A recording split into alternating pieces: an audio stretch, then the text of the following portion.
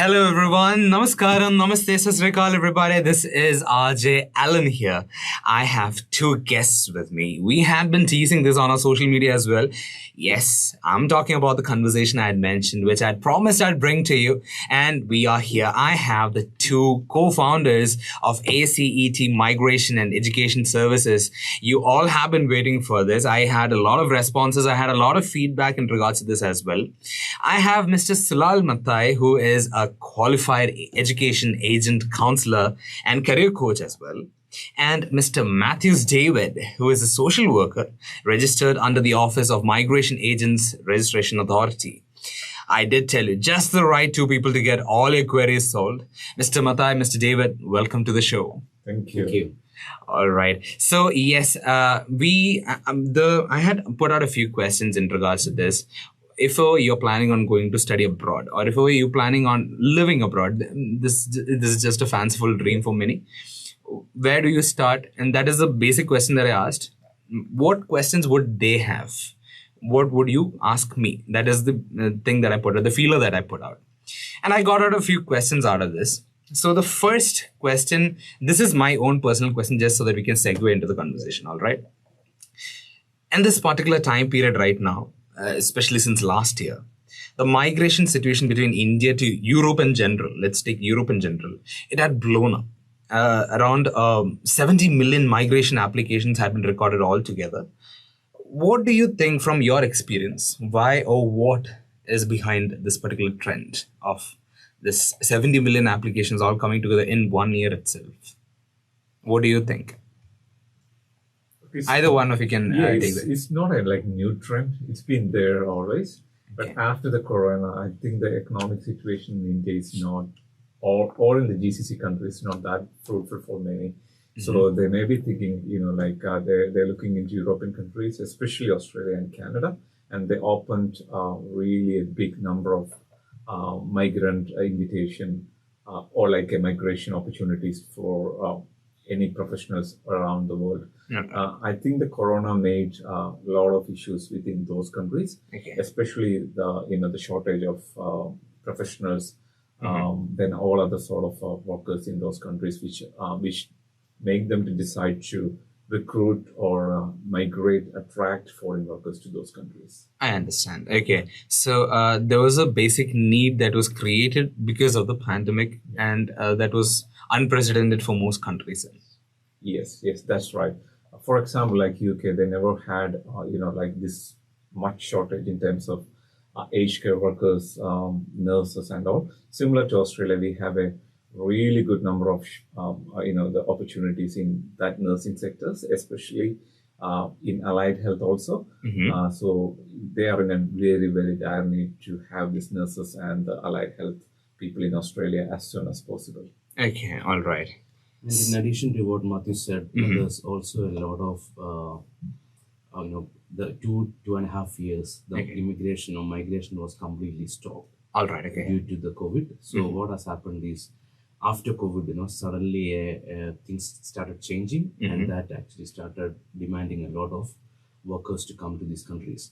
So there is a huge demand, and what we can also see, along with the migration numbers are increasing, the employers are also now open to sponsor workers from overseas. So we are also being part of that, fortunately, and we can see a lot of employers are now looking at who earlier was skeptical about bringing foreign workers to Australia or Canada, now fully open to bring foreign workers and sponsor them for 4 to 5 years. 4 to 5 years. Okay. And that in itself is a huge deal. It's not just because it doesn't sound that much, but it is a huge deal there. Yes. All right. Okay. What are the few main points that everyone completely ignores or isn't aware of when they come to you for your services? What do you think? Look, especially from GCC, many people ask whether can I get a job in Australia or Canada. Okay. I do understand, they got a job, they arrived into Dubai or any GCC before even, for example, like in Australia, you can't come there with a job in terms of migration. It is all about migration. Migration based on some criteria they set each countries. So that is the basic things they always think. They can go to Europe, they can go to Australia, Canada, with a job. But it's possible. But generally, migration is not that. And another misunderstanding is, they can come to these countries without any valid English, just like IELTS, generally in a lot of countries. And I can see a lot of these false advertisements. You can go to these countries without IELTS. That is, in majority of the cases, that's not right. So those two, I can pick it. Okay, so that is a misconception then. Yeah. All right. Okay. Talking about misconception, I have one more question. Now, I wanted to segue into the career part of the education part of it. So when we ask about these education services or just the basic idea of going abroad and studying, that is a dream for a lot of students. And that it starts off from the 10th and the 12th. That is the time when they start selecting. That's when they get the liberty to select what they want. So there is a question on that. I'll come to that. What are some myths or misconceptions, as I had mentioned, that you come across often? For example, only rich people can afford to migrate, or rich parents can afford to send their kids abroad, and many other myths like this, especially in conversations between parents and children when they come for admissions especially. What are the misconceptions, basic? I think the major misconception for Australia is it's easy to get a student visa. So it's not that easy to get a student visa. It is not easy to get a student visa. Yeah, there are a lot of set criteria you need to have. Then the people even think at the age of like after 30s with a career gap, they can get into easy visas. Easy into the educational visa. That's also misconception. The third misconception, generally we see that anyone can come to Australia with some of the cheap courses like diplomas, 1 or 2 years of diploma, then they can easily get into PR. That is basically the greatest misconception we generally see around the Indian population. So come and study in Australia can bring PR.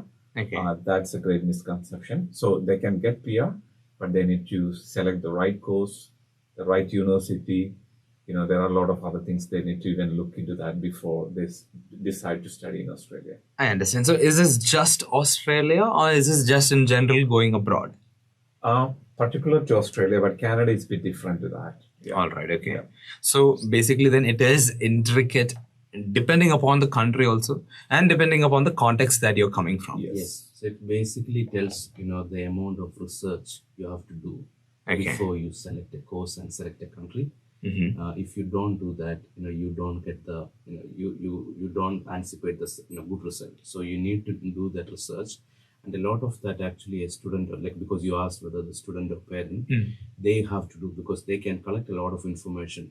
Today's world, you just have to seek for information. It's all there. It's about the time you spend to research and understand the process, so that when you select a course, select a country, you know that it's the right decision you make.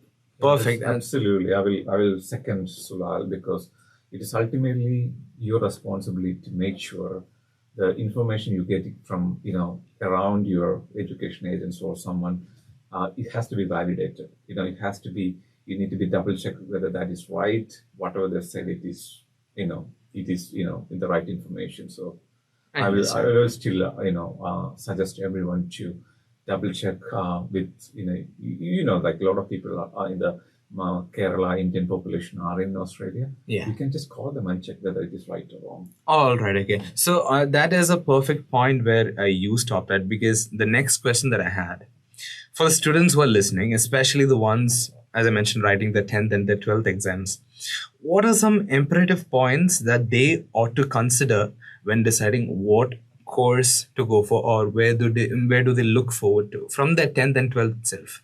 That is where they decide whether science or commerce. At that point of time, especially when I was in school, science just because medicine just because doctor. So it was very straightforward, but it is not as straightforward. There's a lot of gray areas in between. So how do we go about that? So being in coaching, I would say it's depends on somebody's taste. So either a student who has got a specific passion about a particular subject, or a particular course, they will be always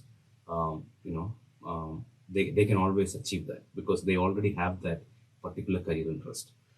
So if you don't have that, or if you are not clear about exactly what you want to do in terms of your career interest, and you're looking at abroad studies, you should look at the risk factor. When I say risk factor, you should see what is the scope of that course in that particular country. Whether is it in demand? What's the kind of jobs you can get after this particular course.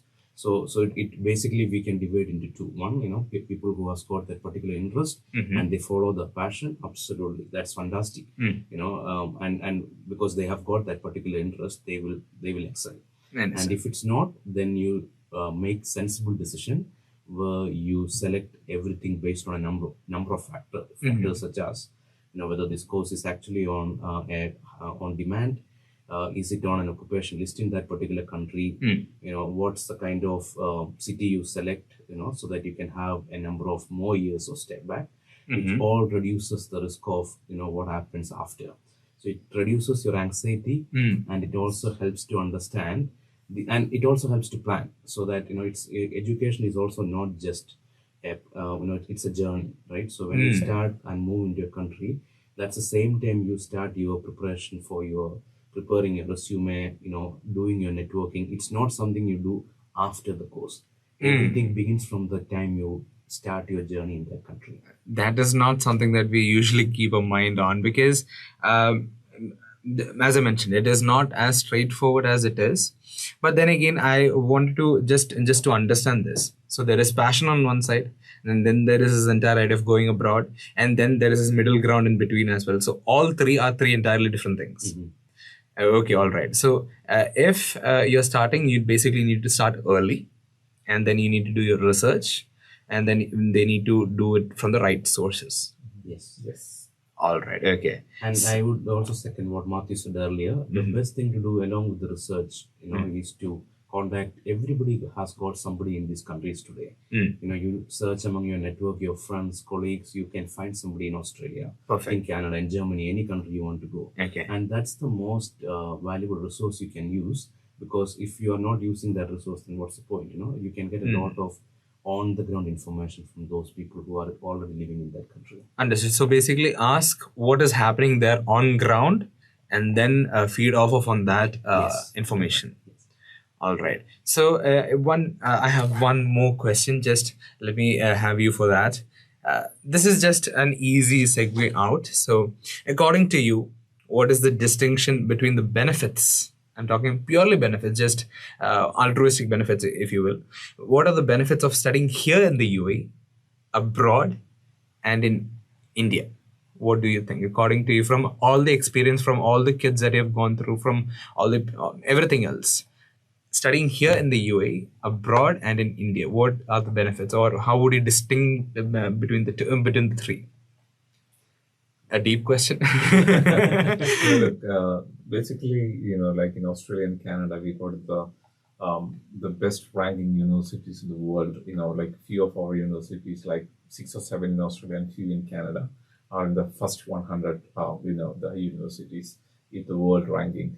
So you get the world-class education in Australia or in Canada, and it can have both these countries have a stay back option. So whatever you study there, you can practice there after that. So you get an Western style of or a exposure into such occupation. That is one of the advantage. What do you think? So? Yes, I agree, Matthews. And I think we can also add about the standard of education. So yes, exactly. Every country has got particular standards. However, we've been fortunate to study in other countries as well as in Australian education system, and we can see how practically oriented are the courses. So what I have experienced, studied in Australia is, when you complete a particular course, it actually tells us what exactly you have to do when you go to a particular industry or a particular job. So it's very practical oriented. And there's, rather than written exams, what I have seen, a lot of assignments, and the assignments are not just you just copy paste a few things, because the universities do a lot of plagiarism checks. So if you copy paste information, you'll just get caught and you have to do it again. And plus the assessors, you would you wouldn't expect that kind of response. They will be reading each and every detail you actually mentioned or written in the assignment. So they do that kind of thorough quality check to ensure that they share that kind of education system to you. So it might be sometimes a bit challenging because we would have not been used to similar system in the past. However, it will help us to raise our bar. Okay, this is in Australia that we're talking about. Even Canada, Yes. same. So we would say in any developed countries, because they actually build systems and processes in place since from primary schooling onwards. So we are, when you go to higher studies in these countries, you are actually adapting that system and structure. So you find in the beginning some kind of cultural adaptation required, but once you know the system, then you're good to go. All right. And I can add one more. After the course, all majority of these countries offer the best salary in the world. So so even if you look into Canada and Australia, majority of the students decided to stay back in that country. So some majority of them end up in the permanent residency if they wish to stay back in that country. So that is an opportunity these sort of Western countries, especially Australia and Canada, gives. So, like a lot of Indian diaspora, Malayali community is growing rapidly in Australia. So, taking that point, and the first question that I'd asked in regards to the myths and misconceptions in regards to being rich to go, or the affordability, basically. So say that I want to do this, all right? There's a sizable amount of money that's going away from my hand. So and this is just naturally, if you think about it, yes, how long will it take for me to make back this and then start making my profit, or then start under quotes living? Look, it depends on the course. Look, the Australian and Canadian education is expensive. There is no doubt about it. So compared with Australia and Canada or in UK, Australia is the most expensive education system out of all of these three. For a bachelor's, generally for 1 year, it's going to cost you around 25K. Like it's going to be cost around 13 lakhs Indian rupees for 1 year. So if you're choosing like 3 years of course as a bachelor, you're going to have around 40 lakhs to just pay to universities. That's just tuition fees. Then all right. You can easily can get a good expenses in terms of living costs. Living expenses not cheap there. Food is not cheap there, so it is very expensive city. So that means it's expensive. And in masters, when it comes to masters, anywhere in between 16 to 17 lakhs per year. So for 2 years, any masters is 2 years. So 35 lakhs of Indian rupees to be invested in just a tuition fee to Australia. That is per year? Per year. That is just referring to Australia.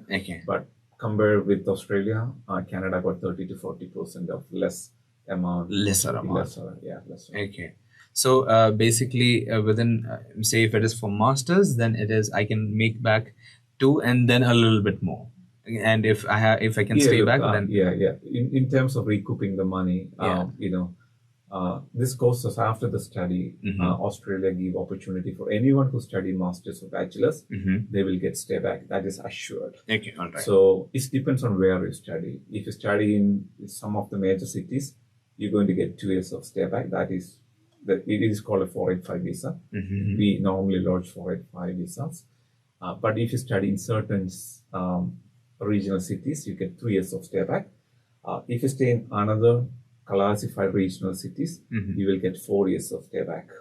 So it depends on, and recently India, like in December 29th, India and Australia signed the first free trade agreement. And from 2024, the Indian students going to get 3+ the stay back option for Indian passport holders. So our Prime Minister Modi and the current Prime Minister of Australia just signed that agreement. So it is exciting for in fact we've been into that function.